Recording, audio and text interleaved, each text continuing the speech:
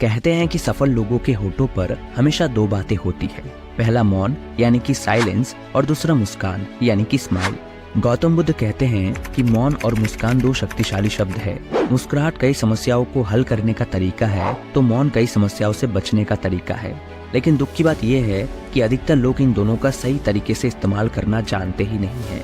हमें बचपन से सिखाया जाता है कि हमें बोलना है, हमें यहाँ बोलना है, हमें वहाँ बोलना है, लेकिन हमें ये नहीं सिखाया जाता कि हमें कहाँ चुप रहना है, कहाँ साइलेंट रहना है। लोगों के अधिकतर झगड़े इसलिए होते हैं क्योंकि वे चुप रहने के समय पर चुप नहीं रहते हैं और कुछ ऐसा कह देते हैं जिससे उनके रिश्ते खराब हो जाते हैं। इसलिए दोस्तों, चुप रहने की या कम बोलने की ताकत को जानना बहुत जरूरी है। हमारी आज की कहानी भी पावर ऑफ साइलेंस या मौन की शक्ति के बारे में है। एक बार की बात है, भगवान गौतम बुद्ध के पास मौलंगपुत नाम का एक दार्शनिक आया। उसने बुद्ध से पूछा कि क्या भगवान है और अगर है तो कहाँ है। तो बुद्ध ने उनसे कहा कि क्या तू सच में जानना चाहता है या यूं ही मेरे ज्ञान का परीक्षण ले रहा है।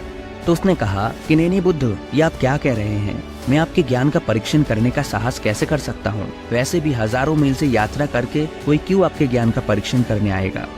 मौलंगपुत ने आगे कहा कि बुद्ध, मैंने ये सवाल कई ज्ञानी लोगों से पूछा है, लेकिन आज तक कोई भी मुझे अपने जवाब से संतुष्ट नहीं कर पाया है। इसलिए मुझे ये विश्वास हो गया है कि भगवान, ईश्वर ये सब कुछ नहीं है, और अगर है तो आप बताइए कहाँ है। गौतम बुद्ध पहले थोड़ा मुस्कुराए, फिर बोले कि इस प्रश्न का उत्तर जानने से पहले तुझे एक चुनौती का सामना करना होगा, क्या तू कर पाएगा। तो मौलंगपुत ने कहा कि बुद्ध, मुझे चुनौती ना दे। जैसे आप क्षत्रिय पुत्र हैं, मैं भी एक क्षत्रिय पुत्र हूँ। मैं सब कुछ दांव पर लगाने को तैयार हूँ। आप बताइए मुझे क्या करना होगा। बुद्ध ने कहा कि तो फिर तू इतना काम कर, 2 साल बिना कुछ बोले, बिना कुछ पूछे चुपचाप मेरे पास बैठ। 2 साल तक कुछ बोलना ही मत और ना ही कोई प्रश्न पूछना। बस 2 साल तक मेरे पास शांति से बैठ। 2 साल जब पूरे हो जाएंगे, मैं खुद ही तुझे पूछूंगा कि मौलंगपुत पूछ ले जो पूछना है, फिर पूछना, फिर मैं तुझे जवाब दूंगा। बता, ये शर्त पूरी करने को तैयार है। मौलंगपुत थोड़ा तो डरा, क्योंकि क्षत्रिय जान दे दे ये तो आसान है, मगर 2 साल चुप बैठा रहे, कुछ ना बोले, ये बहुत मुश्किल है। क्योंकि कई बार जान देना बड़ा आसान होता है, लेकिन छोटी छोटी चीजें ही असली मुश्किलें पैदा करती है। मौलंगपुत अब मुकर भी नहीं सकता था, क्योंकि वह कह चुका था कि मैं सब कुछ दांव पर लगा दूंगा। मौलंगपुत ने फिर भी थोड़ा सोच विचार किया और आखिरकार उसने गौतम बुद्ध की शर्त मान ली। जैसे ही मौलंगपुत राजी हुआ, वैसे ही दूसरे पेड़ के नीचे बैठा हुआ एक भिक्षु जोर जोर से हंसने लगा। ये देखकर मौलंगपुत ने पूछा कि आप हंस क्यों रहे हैं। तो उसने कहा कि मैं इसलिए हंस रहा हूँ कि आज तू भी फंस गया, जैसे कुछ साल पहले मैं फंसा था। मैं भी ऐसे ही सवाल पूछने आया था कि ईश्वर है या नहीं, और इन सज्जन ने कहा कि अगर जानना है तो 2 साल चुप बैठ मेरे पास। मैं 2 साल चुप रहा, लेकिन फिर पूछने को कुछ बचा ही नहीं।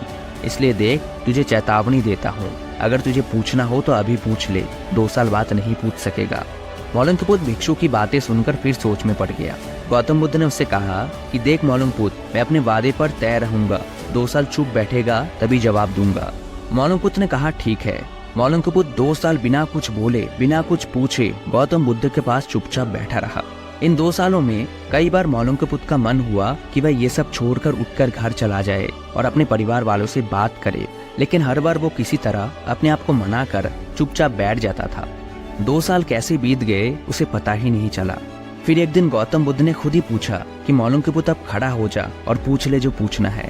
मौलंगपुत हंसने लगा। उसने कहा कि उस दिन इस भिक्षु ने ठीक ही कहा था। 2 साल मौन रहते रहते मौन में ऐसी गहराई आई, मौन रहते रहते ऐसा बौद्ध जमा, मौन रहते रहते विचार धीरे धीरे खो गए और ये समझ आया कि ईश्वर और कहीं नहीं, हमारे अंदर ही बसते हैं।